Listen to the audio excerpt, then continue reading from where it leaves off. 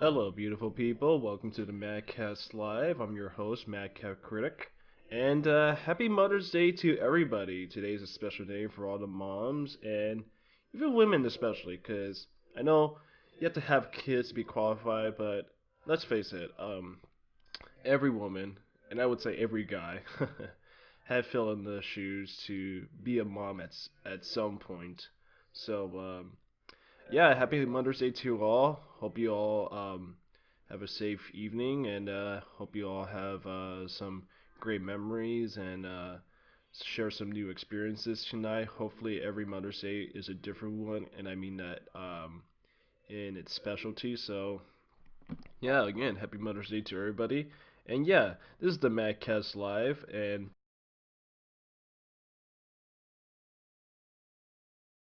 movies, horror films, gaming, and yeah, that's gonna be my new slogan from now on. Um, since that whole line has been used pretty pretty often lately. Subvert your expectations. People are coining that term from now on. So I might as well just make it a slogan for the show and for the channel. But yeah, we're 2 weeks overdue, but I think it's time for me to talk about Avengers Endgame, which is you know, a big topic for summer movies this year, and in terms of like the box office, definitely big for opening records and stuff. And I mean, the film has grossed over $2 billion, and it's beaten Infinity Wars, Force Awakens, and Titanic's record in a matter of like 2 weeks, which is insane. But I think it's time for me to talk about what I thought about Avengers Endgame personally. I have seen the movie twice. Um, I first saw it on a Tuesday after opening weekend on an IMAX, and I did see it again this past week with the family. Excuse me, with the fan pack family. Regular screening, nothing too special. Um, but I know I know the movies. Oh, sorry. God damn it.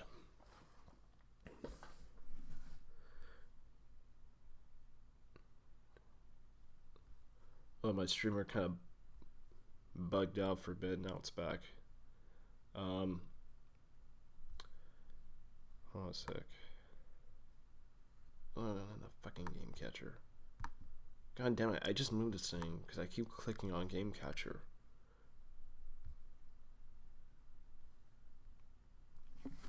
Probably let me. Hold on a sec, guys. I'm gonna have to make sure I got no service interference running. I did make sure to have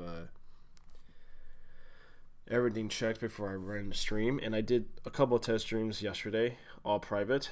Um, all right. Okay. All right. So yeah, I saw the movie twice.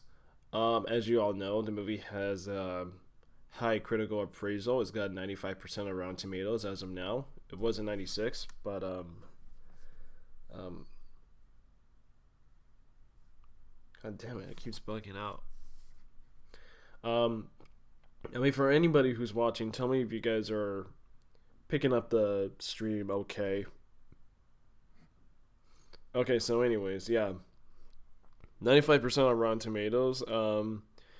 It's definitely been a crowd pleaser for fans, and though there's some mixed reception across the internet forums and even YouTube channels, I'm a big supporter of Please Rewind, and he didn't find his movie to be as good as Infinity War, unfortunately, but he still enjoyed it. He pointed out some heavy issues with the film. Some I can't agree with, but some I just like.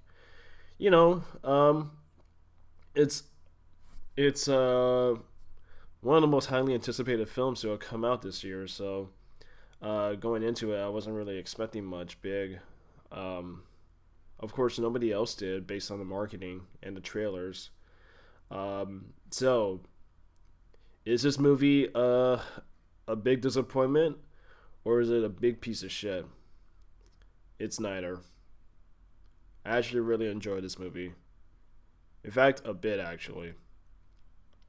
Um, to compare this to Infinity War, I would say Infinity War is probably a better movie, mainly in its consistent tone, and because Infinity War was like the big event movie for Marvel, because of the decades run it's had under Kevin Feige, just setting up all these characters, um, and and bringing in Thanos for the first time was something to anticipate for a while.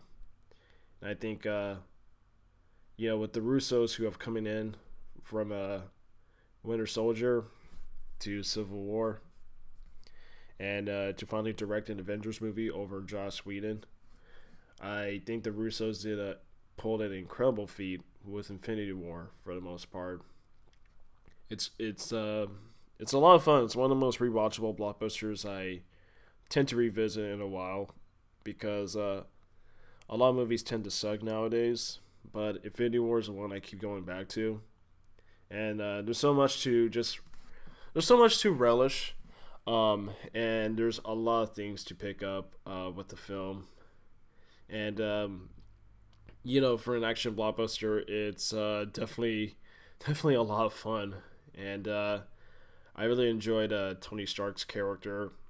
Uh, Captain America doesn't really get much screen time, but he's awesome.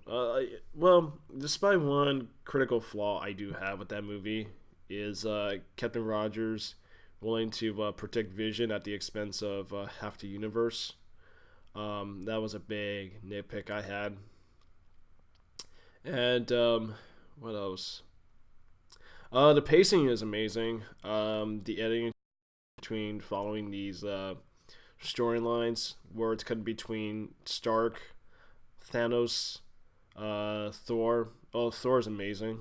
Definitely like the best presentation of Thor in these Marvel films, and Steve Rogers especially. Um, Holy shit, dude! Come on, come back.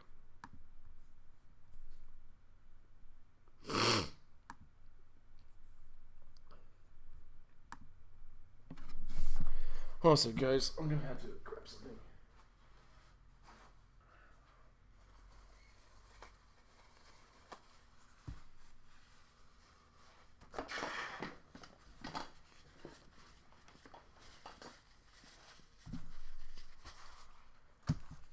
God, spring is still here, but I tend to get a little wheezy with this weather. I mean, having to work till 3 a.m. last night is insane. But anyways, yeah, Infinity War is great. I mean, I can make videos about um, my positives towards Infinity War, but I think we should just jump into Endgame at this point. Infinity War is great. Definitely the best blockbuster come out in the past year and in recent years. Um, and Endgame, I really enjoy Endgame a lot. In my first viewing, I saw that film in IMAX, and it was fucking incredible. Really, really spectacular stuff. Um, and knowing what was going to happen, yeah, we all know what happens at the end of Infinity War. Thanos snaps with the Infinity Gauntlet. Half the universe disappears, and including some of the ancillary and supporting Avengers characters, um, which some people didn't probably buy into it because most of those characters have sequels coming out in the future. But I think what really sells that moment is the core Avengers still around and seeing like their friends just like fucking turn into ashes, which is pretty emotional. Very good stuff. And yeah, going into Endgame, I wasn't really sure what was gonna happen in the film. I know like it's about the team who are gonna go back to correct um, correct what Thanos had pulled, and it was just the team trying to bring everybody back who got Thanos. But what I really love about this movie is pretty much how it just leaves you not expecting much. The marketing did like a good job. There we go. The marketing did like a good job not showing you too much because when you look at the marketing for Avengers Endgame and Infinity War definitely was marketed as a summer spectacle. They got like all the key action sequences that are teased in the trailers, um, and some special effects moments. But like with Endgame, they kept it so small. They really kept it small, and they withheld a lot of stuff to keep a lot of people surprised. And if you notice, like in any of the trailers, like Thanos doesn't even show up. He does show. You do see a glimpse of Thanos.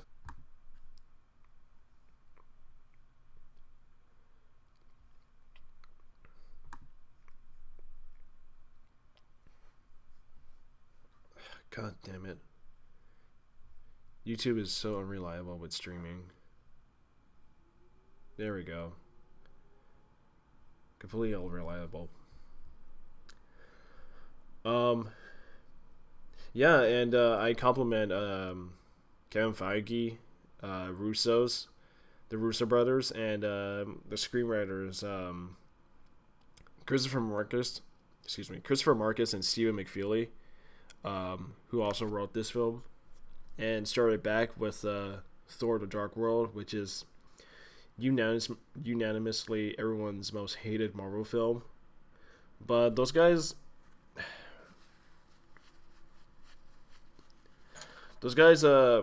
pulled up some great structural things with Endgame. Just sticking with the Avengers throughout the whole movie, but like keeping it on them for like the first act until when it gets to the meat of the film. The scale does raise, And towards the third act, it becomes a climactic battle scene, and that's where like all the cards are stacked, all the cards are thrown on the table, and and yeah, for the most part, I really dug like how they really marketed this film, and it paid off, like financially for the most part. And hold on a sec.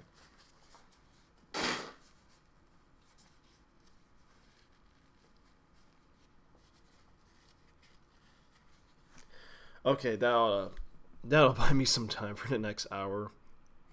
But what else do I love about it? The acting is fantastic. I think Robert Downey Jr. gives like his best throughout all these movies. Um, Steve Rogers gets more focus, and I really liked his presence in the film too. I mean, I always like Steve Rogers coming out of the Winter Soldier. Everyone gets their dues. They'll some do though. One character probably set off a lot of people off, and I'll get to that soon. But yeah, it's just yeah, going into this, oh yeah, there might be some spoilers for anybody who hasn't seen it this past 2 weeks. I get you haven't been there for the first weekend, but where you been this whole time if you haven't caught it yet? But yeah, we will break into some spoilers. So the whole meat of the film is basically it's a time travel plot. Uh, the remaining Avengers. The film opens with like the remaining Avengers, including Captain Marvel, who was introduced in her other film. Um, go off to the farm planet where Thanos is in hiding and in retirement, and the Infinity Stones, along with the Gauntlet that they're trying to take. The stones are destroyed by Thanos himself. Um, Thanos is still alive from using his power to destroy the stones themselves. So like to no use, Thor kills him, beheads him, which is a callback to the ending of the last movie. Um, and so there's a 5 year time jump in the film where it's really interesting. It's really interesting on like to see because you know everyone's going through some heavy losses right now, and not just the Avengers, but like people are going through like some post mortem shit, and it's very interesting to see like the characters trying to cope with the fact that they failed and they lost a certain amount of people, and they're trying to function in the real world. Though Scott Lang, Ant Man, comes out of the quantum realm. If you've seen Ant Man and the Wasp, um, and yeah, by a rat on a control keypad, lets him out of the quantum realm, and Paul Rudd he stole the show for the most part, and I'm a huge Paul Rudd fan, like from 40 year old virgin, the Judd Apatow stuff that really brought him to the spotlight. And yeah, Hollywood should definitely give him some more work because I thought he was the best he could ever be in these movies. And still fucking charming. And there's a really emotional beat where 5 years has passed and he hasn't seen his daughter for that same time, and his daughter's like near 18, like she's already a teenager at this point, and like it's some pretty heavy shit. It's like fucking interstellar stuff. Um, and Ant-Man goes to the Avengers headquarters and conceptualizes the idea that the quantum realm can be navigated through time travel. So, um, the goal here with time travel is to kind of correct um, the losses that Thanos inflicted on the universe by collecting all the Infinity Stones at certain points within the timeline of the MCU. And yeah, through much reluctance, Tony Stark didn't want to do it because he is now a daddy, has his own daughter, Morgan, and you know, for a bit there, he doesn't want to commit to it because he feels that he's moved on, but still feels bad that Peter Parker was Thanos and wants to fix up. He wants to fix up everything, including bringing Peter Parker back. And yeah, he helps create a device that helps the Avengers to navigate through time travel. And give me a sec.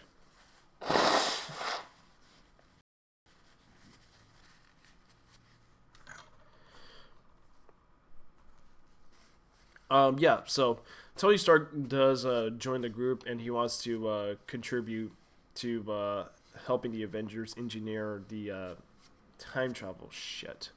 There it goes again.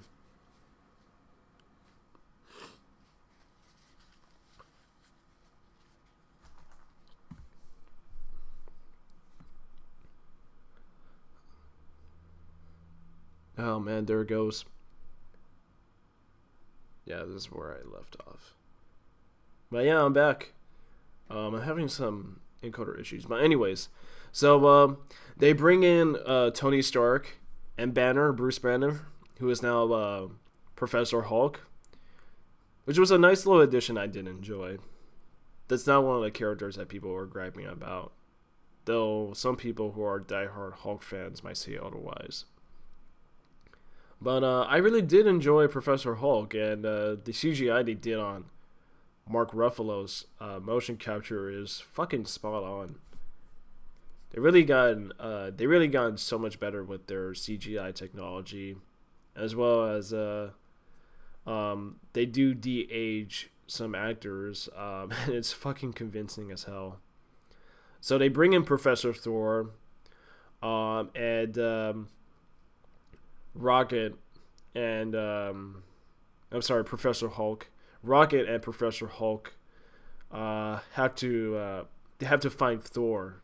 So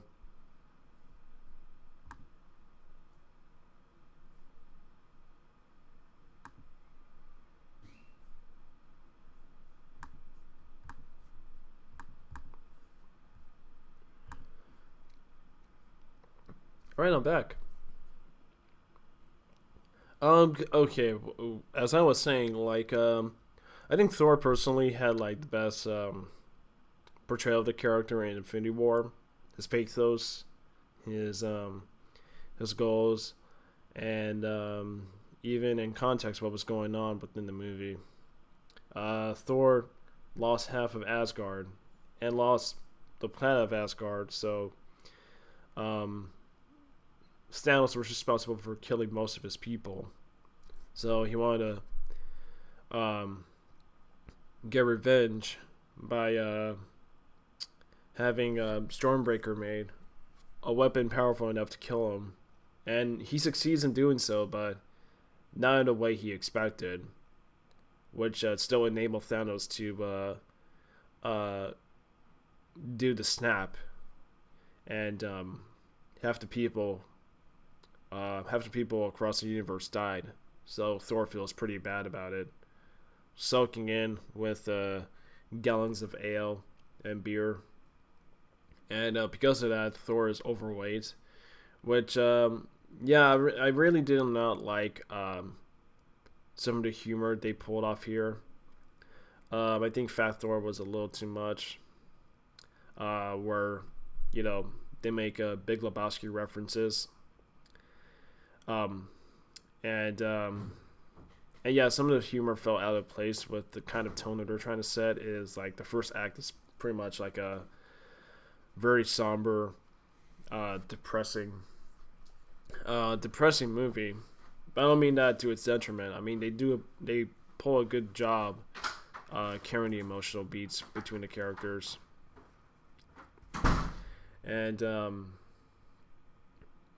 well, not my favorite kind of Thor I wanted, but he does have some cool moments when it comes to the third act of the film. Um, no, I'm not going to question power levels and stuff because that's definitely something that the Marvel Cinematic Universe has never been consistent on. And I get that it's 10 years of movies, so it's 10 years of characters established. Um, you're going to have a hard time keeping track of those things. But, anyways, they recruit Thor, and so the core Avengers tried to pull off an experiment in time travel, and they bring in Hawkeye, who's going through some fucking crazy, insane shit. Where the film opens with him, his family being Thanos, and Hawkeye is just, you know, just going about not understanding what happened to his family, and so he goes on this murder streak as I believe like comic book fans referenced Hawkeye Ronin, and he becomes like this cool sword wielding assassin, murdering drug cartels and Japanese crime syndicates. And Natasha finds Hawkeye killing one of the Japanese crime lords in Tokyo. It's a really awesome scene. It's done in one take, and it's pretty awesome to see. And so they do a experimental time travel process with Hawkeye, and it works. So the Avengers finally commit to going back into three separate pinpoints in time where some of the Infinity Stones are gathered, mostly simultaneously, but one of them on a separate timeline. And Natasha and Hawkeye go and retrieve the Soul Stone. Nebula and War Machine, or Colonel Rhodes, go back into where Star Lord is introduced in Guardians of the Galaxy, in that one planet that that movie opens with, to retrieve I believe it's the Power Stone. I'm sorry, kind of unfamiliar with some of the stone names, so I do apologize if I get some things wrong. And Stark, Steve, and Ant-Man go into the events of the first Avengers to retrieve the Mind Stone, the Energy Stone, the Tesseract, and what else? I think there's a third stone somewhere. Oh yeah, and the Time Stone. I'm sorry, Bruce Banner joins them too, and they all succeeded, though with the Soul Stone aspect, which is a moment I didn't really care that honestly. I felt the emotional beats are still, still, I felt the emotional beats didn't quite register with me,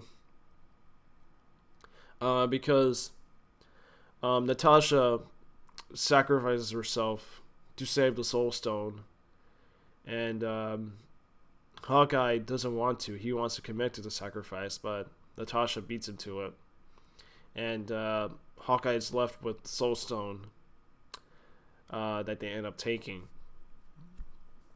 And I felt that was pretty much like a repeat from Infinity War with Gamora's death. Not that Hawkeye threw Natasha over the cliff, but like the same beats, the same kind of shots, the same music composition. That didn't quite work. And Nebula and Rhodes do succeed in retrieving the Power Stone, but Nebula's programming gets disrupted due to the fact that her the past Nebula is with an alternate Gamora and Thanos, as Thanos is trying to search for the stones himself. And Thanos takes the past version of Nebula to look through the future Nebula's memory links. Since they're both existing in the same timeline, there is a weird disconnect between the two characters. I mean, there is a connection between the two characters. Since they're cybernetic, their functions are kind of disrupting themselves. And so Thanos is able to look through the future Nebula's memories through past Nebula, and is able to see that he has retrieved the Infinity Stones, and the fact that the Avengers are going back in time to look for the past stones. So that sets up that pretty much sets up the tension and the danger that the Avengers are going to face. And Thanos succeeds in capturing the future Nebula and uses the past Nebula to disguise herself as the other one to go back in time with the Avengers and use the machine to transport Thanos' ship to the present timeline, which again, I mean, I do see like some issues that come up at certain moments, like Nebula is transporting Thanos' ship through the time machine. So I'm willing to let certain things pass, mostly because I do find this more enjoyable. I did find it an enjoyable movie to watch, and hold on a second, guys.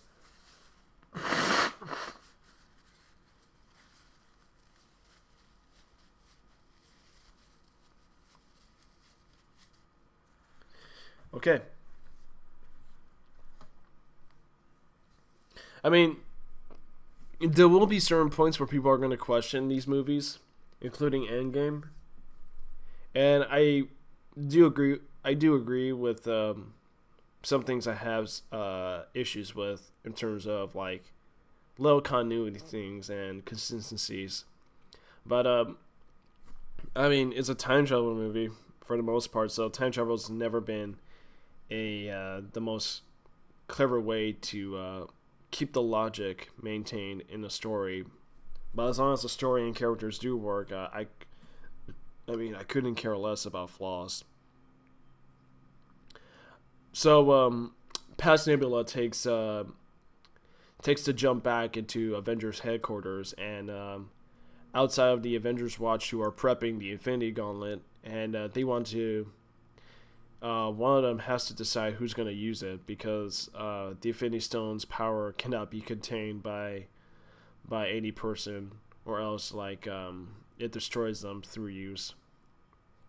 So they use Bruce Banner for the job, and Banner succeeds in wielding the Infinity Gauntlet, and it's a personalized Infinity Gauntlet made by Stark, and nearly dies by committing the snap to bring everybody back. And in the meantime, Past Nebula uses the pin particles and the time jump machine to transport Thanos' ship into the present timeline, and that's where the final battle ensues. And from that point on, I was just wow. That whole section where yeah, people, yeah, I would say like how Thanos is able to overpower the Trinity of Avengers, which is Stark, Steve, and Thor. Um, but I will say it was pretty entertaining, and Steve Rogers finally wielding Mjolnir is fucking awesome. Because I mean, you remember Age of Ultron, where they have this whole competition where all the Avengers are attempting to wield Mjolnir. Steve Rogers barely moves it, and it's a nice way to show. It's a nice payoff to that, but for the most part, it's not just anybody with the strength of Thor to wield it. I mean, you have to have the strength of Thor. Excuse me. But like for Steve Rogers' case, I mean, the guy's done nothing wrong throughout what we've seen of him in the past movies, and has done some heroic things for the most part. So of course that happened, and it was fucking awesome. Though he still gets his ass handed to him by Thanos, with his shield nearly destroyed. But before, like, on the brink of their defeat, the all the other Avengers who are Thanos come back, and they all join in on the fight, and it turns into this big Return to King moment where everybody charges at Thanos' army. T'Challa, Peter Parker, the Guardians of the Galaxy, um, Hope Pym, Pepper Potts joins in with the Iron Man suit, Captain Marvel, Scarlet Witch, Valkyrie, yeah, all the other surviving Asgardians, the Ravengers even make an appearance, T'Challa's army. It's fucking awesome, and that was definitely like the big crowd pleasing moment for everybody. Was that whole assemble and charge moment.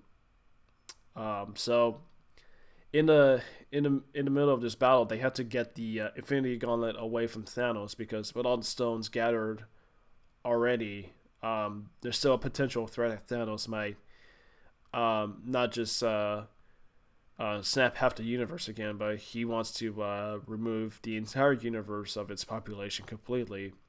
Considering the fact that, while he did succeed in the present timeline, um, the remaining population still poses a threat to Thanos.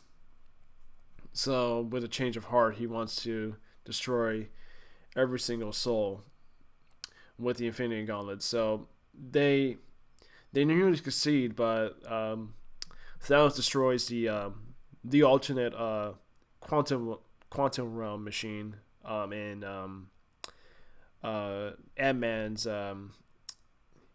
RV, and there's even a moment where Captain Marvel tries to stop Thanos from wielding the gauntlet, and Thanos outsmarts her by using the Power Stone against her and smacks her across the battlefield. And Tony Stark makes his last final move against Thanos and is able to outsmart Thanos by using the nanotech Infinity Gauntlet embedded in his suit, and uses all the stones to snap Thanos and his army back into ashes. And upon doing so, Tony Stark dies in the process.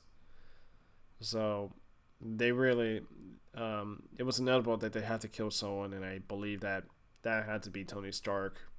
Because if you look at Spider-Man Far From Home, the first trailer didn't even have Tony Stark. Iron Man, Robert Downey Jr. is not in that movie. So I was questioning, what does that mean? The Stark die in Endgame? And yeah, Tony Stark dies. And it's pretty emotional for everybody. Peter Parker is there. He reunites with Tony Stark before it happens, and he stands next to Tony as he dies, and pretty heartbreaking stuff.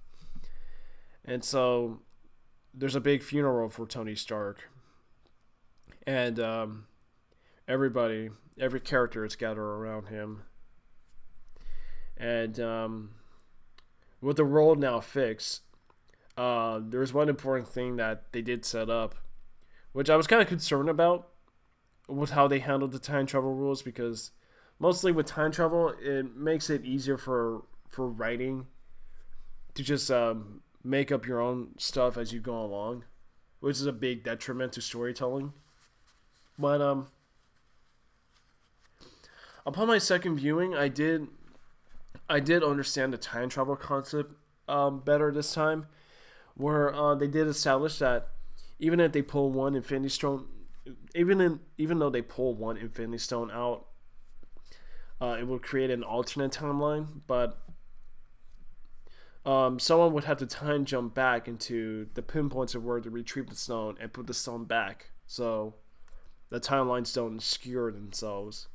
And so Steve Rogers is a guy who chooses to do so. But during the jump, to put all the Infinity Stones back, Rogers decides to stay. He excuse me.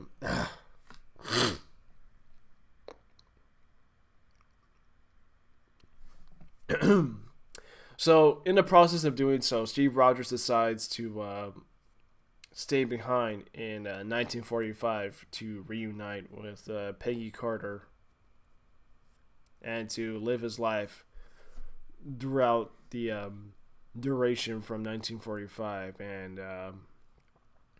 and you see him as an old man in the present timeline, which got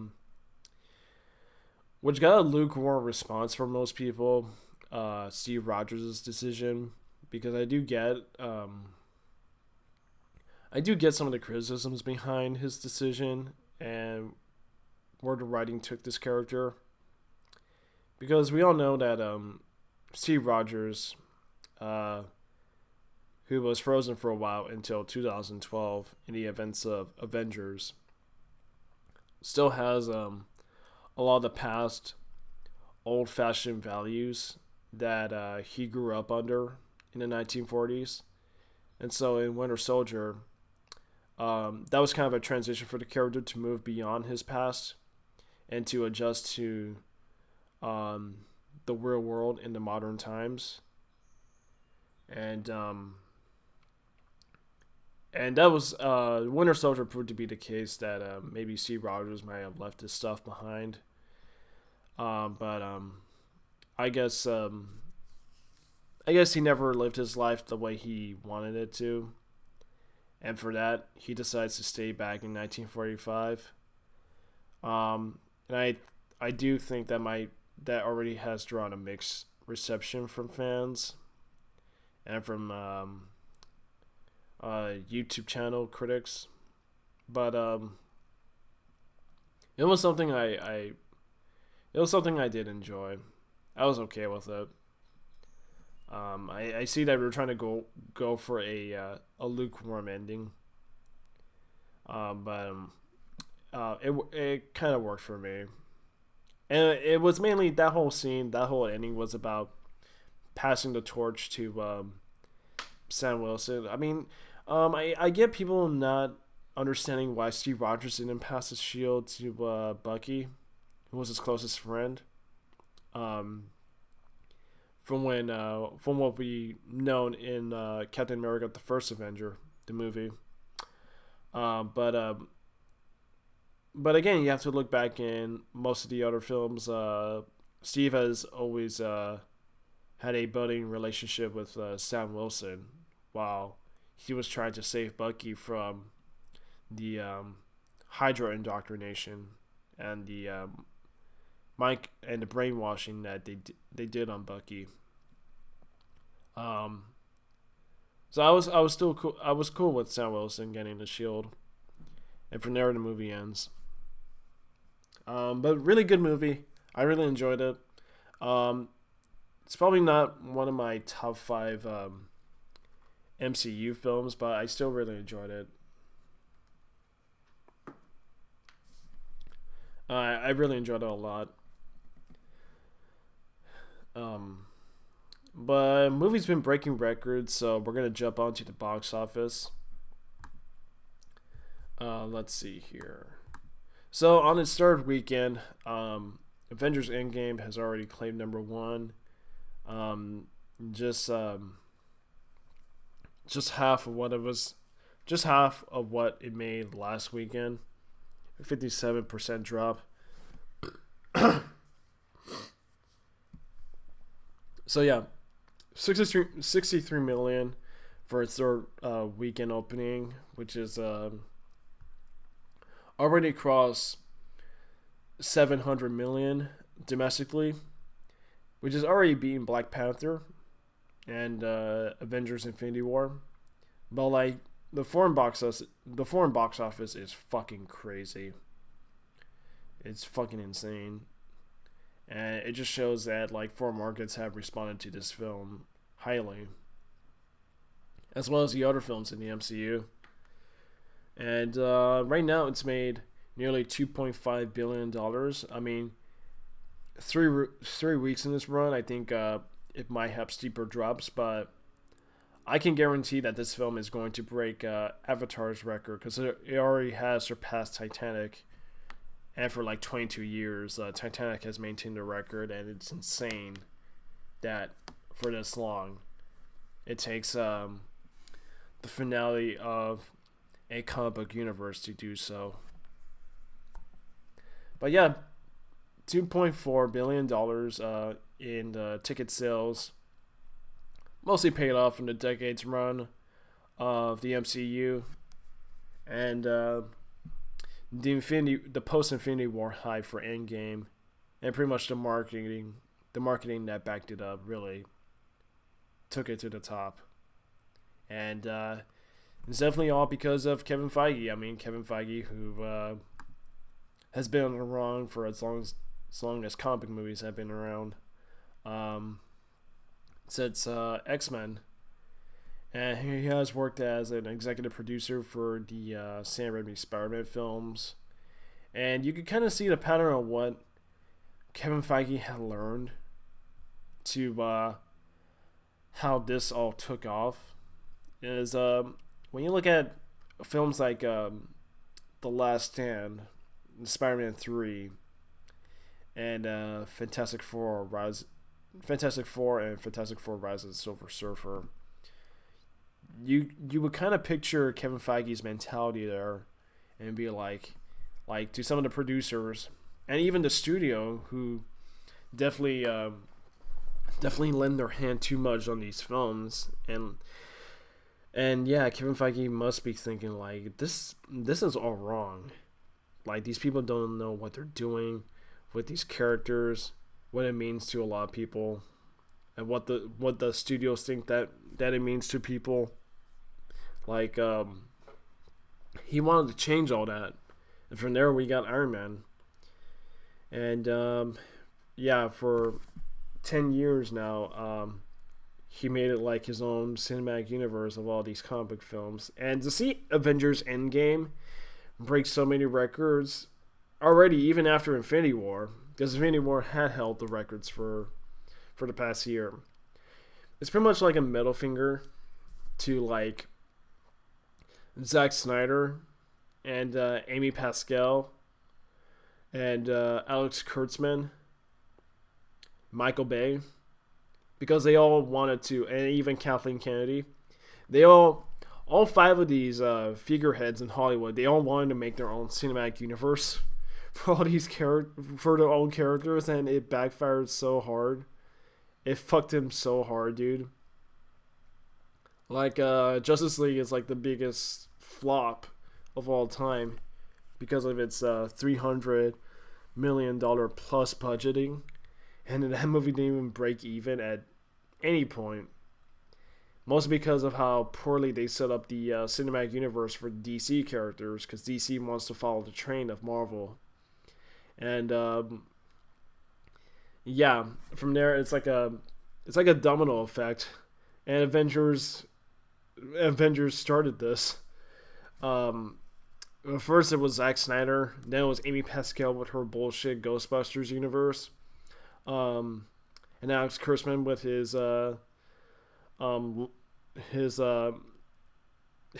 short-lived Dark universe, and even Kathleen Kennedy making all these needless spin-off films for Star Wars, and it backfired with Solo. Like all these people, like they all want to make these franchises their own Marvel, and they just don't understand why Marvel works and these other franchises don't.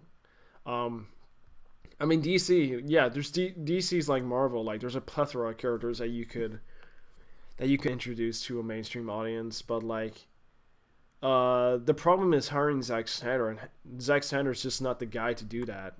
He really isn't. And yeah, it's only 300 million away within 2 months in theaters. Animal Claus. Yeah, yeah, yeah. That's right, man. Just $300 million away to beat Avatar, which is inevitable, dude. It's definitely gonna happen. Um, and yeah, like the problem with DC is that they hired the wrong people. They put the trust in the wrong people. Zack Snyder's like he gets comic books visually, but he's not a comic book character guy. He's not a character storyteller, and that's the biggest fault with Zack Snyder. I mean, Zack Snyder could say, these characters are like, what the fuck was that comparison? It was a political comparison with somebody, like you're living in a dream world, man. Heroes can't fail. Okay, yeah. But again, you're living in a dream world where comic books, comic book characters, and these comic book stories are fantasies, man. You just don't fucking get it. And yeah, your heroes can fail. You can make that interesting on paper, but you gotta make it make sense on a visual storytelling execution. And that's where Zack Snyder doesn't, like, still to this day, he just doesn't fucking get it. I mean, it's easy to make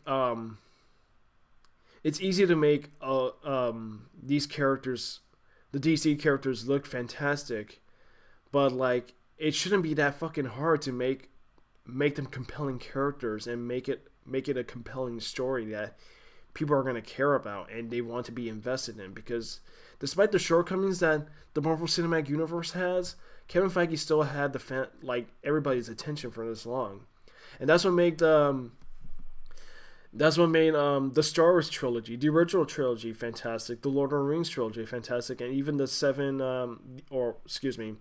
the 8 film span of the Harry Potter franchise, still holding like a lot of people for this long, is that they had like good producers and filmmakers who know what the fuck they were doing. Oh, wait, hold on a second. I got some notifications here. Oh, cool, dude. Hey, please rewind. What was this from? Oh yeah. That was the message I sent him about him talking about Star Wars and aliens, and that was just like that was like a 3-hour podcast. Yeah, like these people don't understand. Like these current film moguls don't understand what Kevin Feige accomplished, and from there it's already been set in stone, and the man could the man doesn't really have to run Marvel. He can make his own studio, for God's sake. But he's gonna stick with Marvel to the end of Phase 4, and I think I might say this up front. I'm kind of done with comic movies. I might see Far From Home for curiosity, because that's pretty much like the capping off point for Phase 3. But after that, I'm just like done, because I'm not really. Even with some of their most successful films recently, like Black Panther and Captain Marvel, I didn't really care about them. I didn't really like any of those 2 films. Mostly because the characters aren't that interesting.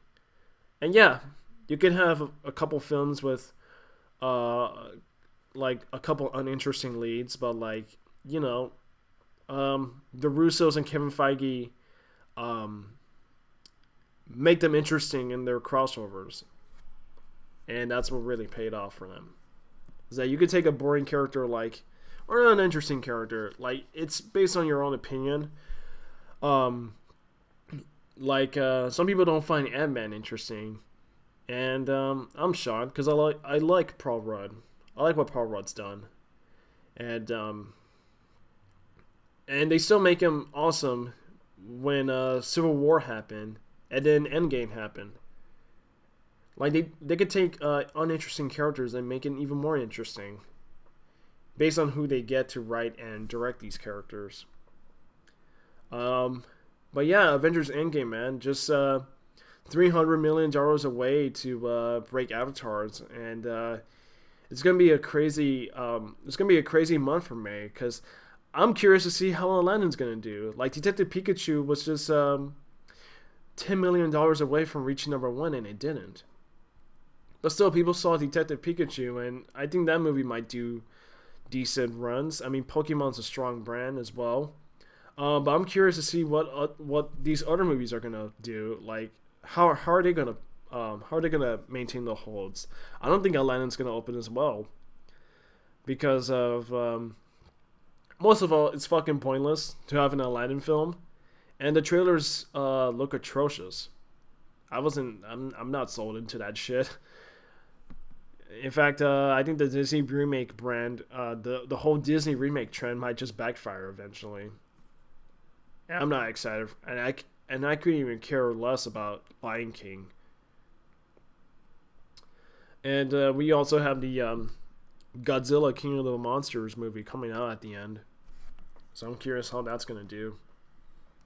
But oh yeah, what you're looking at here is pretty much like the all-time weekend openers, and Avengers is gonna hold like this opening until the end of time, apparently, because maybe with inflated ticket sales and what Hollywood's gonna pull off next, um, they might beat the record, but until then, it's gonna take a long time because it took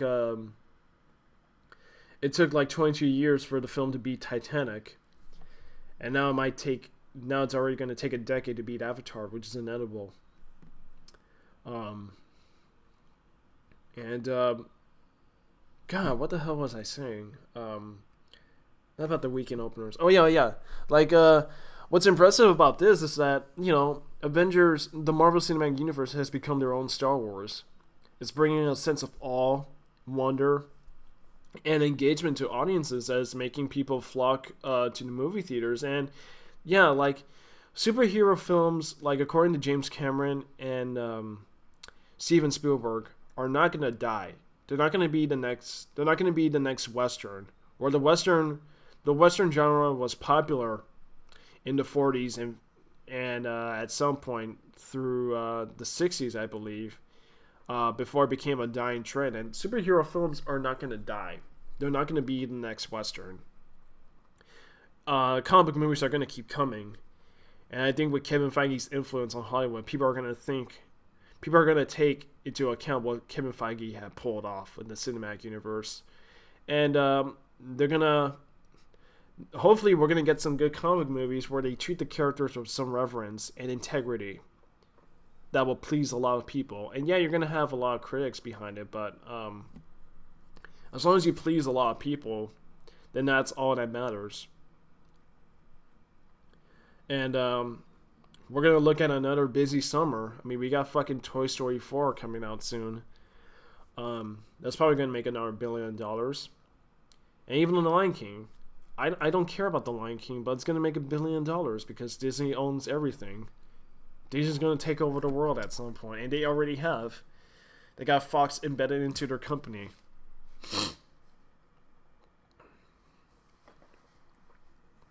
Yeah. And oh yeah, X-Men Dark Phoenix. That movie's not gonna do decent box office, and it's gonna be the last of the Fox era of X-Men. And I'm not too excited for X-Men Dark Phoenix because Apocalypse sucked. So what we're looking at here is all the weekend totals that were held for in all time by many of these movies, and these are new records. Some films have broken out more than these current films and these recent films that have come out, but I think it's time to go back. In 2002, we had the first prominent comic book film to hit the mainstream, which was Spider-Man, and Spider-Man was the first to hit 100 plus on its weekend. $114 million in its opening weekend, directed by Sam Raimi. And oh hey, what the hell? Fucking Please Rewind is back, and he's doing this stream and I'm doing this stream, so it's gonna be fucking chaotic for me because I'm gonna miss out half of his stuff. So yeah, Spider-Man held its record for I think it was 4 years, for like the next 4 years, and it was the pushing point for comic films to actually be open for film interpretation and to push into the mainstream. And yeah, you had your fucking stinkers like the Fantastic Four, Daredevil, Elektra, Catwoman, and the sequel, Spider-Man 2, didn't break records. And I'm not going to count holiday openings or opening days, unfortunately. I'm going to count the weekends in general. But it took until the third film to break its own record and to break the second weekend opener. Let me move over to 2006. Pirates of the Caribbean, Dead Man's Chest, directed by Gore Verbinski, which was followed by 3 years of anticipation because Pirates 1 was a crowd pleaser, and it introduced Jack Sparrow to the popular culture and to the zeitgeist. People like Johnny Depp. So yeah, that film had high anticipation. And what your thoughts are on this film? I still enjoy Dead Man's Chest. I really do. My favorite of the Pirate sequels. The film had a $135 million opening, which was pretty huge for the Pirates franchise and for blockbusters. And until a year later, we had Spider-Man 3, Sam Raimi's third outing with the Spider-Man trilogy. And I apologize here. Yeah, we had Spider-Man 3. And, this film had 3 years of anticipation, and it came out. There are many factors to it. Spider-Man 2 was a largely acclaimed movie, and in my opinion, Spider-Man 2 is my favorite comic book film of all time. And people wanted to see these characters back because of the mark that Spider-Man 2 left, and there was some. There were some other factors there, like Venom was shoved in, even at the last minute by Sony, but people wanted to see it because of Venom. And say what you will about this movie, I do not like this movie that much. I thought I did, but given some time, I find myself not liking the movie at all. In fact, I think this is a terrible movie to the Spider-Man franchise. But with all accounts in, it didn't gross $1 billion like the Pirates films, but because of the mixed perception that audiences have with this movie. But it just shows again how popular Spider-Man is. And now we're moving, and this is funny. Back to back years, we had different weekend holders. We had The Dark Knight a year after, Christopher Nolan. The second of the Dark Knight trilogy, the second film. Different factors came to it. People wanted to see a Joker. They wanted to see a different Joker on the mainstream, and they had Heath Ledger backing up for this role. And because of Heath Ledger's untimely passing in January, a lot of hype was perpetuated for this film. They were using Heath Ledger's death by overdose to. I'm not saying that as a crime against humanity. It was a very tragic mark for people, and it built up a lot of hype. A lot behind this film blew out of proportion, and it beat Spider-Man 3's opening weekend record with let me go back. With a $158 million weekend opener and the film, for its longest run, grossed $1 billion, like barely reached $1 billion in its mark, which it is hard to come by for a film back then to make $1 billion. Like Titanic and Lord of the Rings were the ultimate. They broke that mark, but it took a pirates movie and a comic book movie to reach that mark. And let's see what we have here. Oh yeah, so past the Dark Knight, we had the age of the Twilight films. So the Twilight films broke a lot of opening records, but within its decade span, the Harry Potter films, they maintained the appeal and attention for mainstream audiences, and all the Harry Potter films, excluding Prisoner of Azkaban, were $1 billion hits given ticket inflation. And Deathly Hallows Part 2, which was the last half of J.K. Rowling's final book, Harry Potter and Deathly Hallows, was met with anticipation. People wanted to see these characters conclude their storyline with the final battle against Voldemort. And that broke most of Twilight's records. That even its opening weekend, held by The Dark Knight, was broken with $169 million opening. And it took 3 years after The Dark Knight for Harry Potter to beat its record. So yeah, $169 million domestic was a neat payoff after 10 years of J.K. Rowling's fantasy series to be brought on the silver screen. And it broke even... And in its final total... In its final total, it surpassed The Dark Knight's and Pirates Dead Man's Chest record with $1.3 billion. And now we're moving on to a year after that. The first chapter of the MCU, Marvel's Avengers. Payoff after 5 films. We had Iron Man, Iron Man 2, Incredible Hulk, Thor, and Captain America, the first Avenger. And Joss Whedon was backing this one, which was massively anticipated because no one has ever expected a comic book crossover like this to pull off. And with Kevin Feige and Joss Whedon behind it, he did. They executed this film pretty well. And the first of its kind to break a $200 million opening, which was insane. It was insane that this did. $207 million opening. And, it brought comic book films, including the MCU, to a higher level of prominence. And,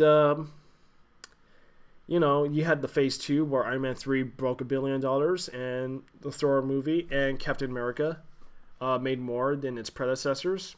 And even despite what people might think of Age of Ultron had a closer opening weekend, but not enough to break its own. Because then that same summer, you had Jurassic World. Jurassic World, a long-awaited reboot. Let me check out the chat board. No chats. Okay, moving on. So you had Jurassic World. Jurassic World, held by director Colin Trevorrow. And this was the long-awaited reboot to Jurassic Park because the other 2 films after Jurassic Park didn't do well with audiences. And I didn't really think... this was a case where I didn't think this movie was going to open big. But then you had Chris Pratt, who became a major frontrunner after Guardians of the Galaxy to cast him in on these big projects. And so this was a case where Jurassic World overperformed beyond my expectations. I was expecting this film to break $150 million opening, but it exceeded my expectations. Were just a notch above the Avengers. This film had made $208 million on its opening weekend, and it beat the Avengers in its total grossings with 1.6 billion for Jurassic World. So Jurassic World, just for a couple months there, held the opening weekend. And if you like this film, that's fine. I don't like this film. It hasn't held up for me well. And and yeah, just for a couple months until long time ago in a galaxy far, far away, Kathleen Kennedy and Disney now run Star Wars and Lucasfilm, directed by J.J. Abrams. The film Star Wars: The Force Awakens was a long way to come back for the Star Wars brand because people did not like the prequels, and this was 10 years after Episode 3 that it had came out, and it had a lot of backing on top of it. People wanted to see the original cast back together again, and that did detrimented itself with The Last Jedi and with the rest of Star Wars, with how Disney is handling it. But for a while, this brought people back into Star Wars. $247 million in its opening weekend. The trailers were great, phenomenal trailers. And they wanted to see like the old cast mixed together with the new cast, with the new generation, and that was the theme behind The Force Awakens, is mixing the old with the new generation, and it is mixing the old aesthetics of Star Wars, mixing in with modern technology nowadays. And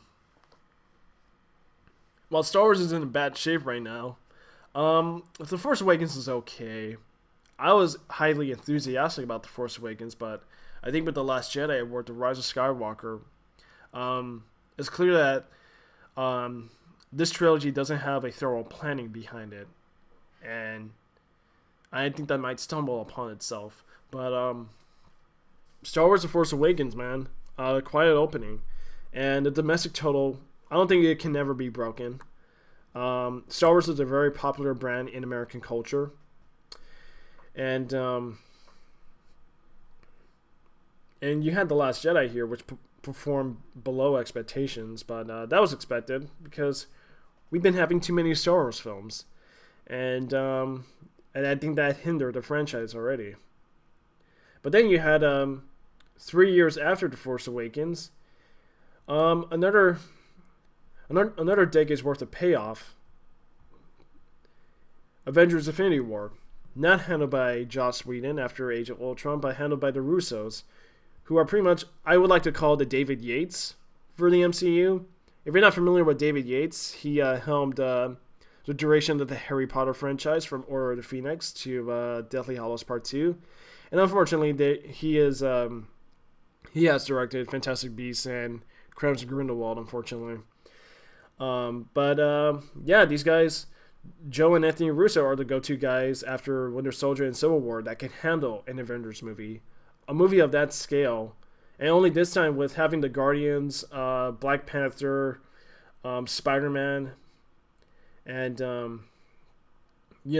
Doctor Strange, all together in this one film. And then you have the inclusion of Thanos, who has been built up throughout, I think mostly just like from the end of Avengers to Phase 2, and now this, is an incredible feat pulled by Marvel. And, breaking the Force Awakens record with $257 million of an opening weekend. That's amazing. And from there, the Marvel Cinematic Universe was at a state of fatigue because I was kind of getting sick of comic movies. I didn't really much enjoy their standalones aside from Thor Ragnarok and the Captain America films. And perhaps I might give Doctor Strange another watch. I haven't seen that film since I saw it in the theater. But yeah, it brought the MCU back into its prominence that was reached by the first Avengers. And even comic movies from other studios, like you had that Venom movie. And Aquaman, they all did fantastic numbers, and they were made with different budgets, but they all performed above expectations. And I guess that was based on the mark of Infinity War that had left on Hollywood.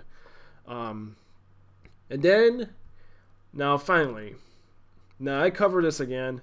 It's inevitable that it's going to beat Avatar, but this is a record that's never going to be breached. And the type of momentum and hype from a franchise, I don't think we're never going to see this again. And that's for a fact. Until I'm wrong, a franchise or a studio can prove me wrong.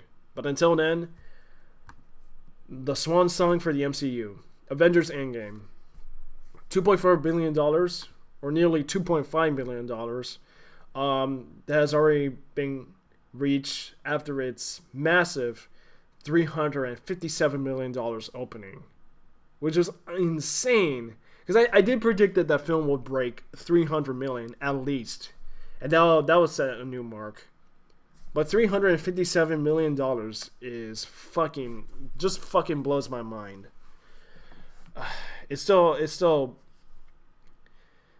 I'm still jaw dropped by this weekend opening. And I already talked about this, so you know where Endgame is at and where it might be heading to. And with Avengers Endgame, we might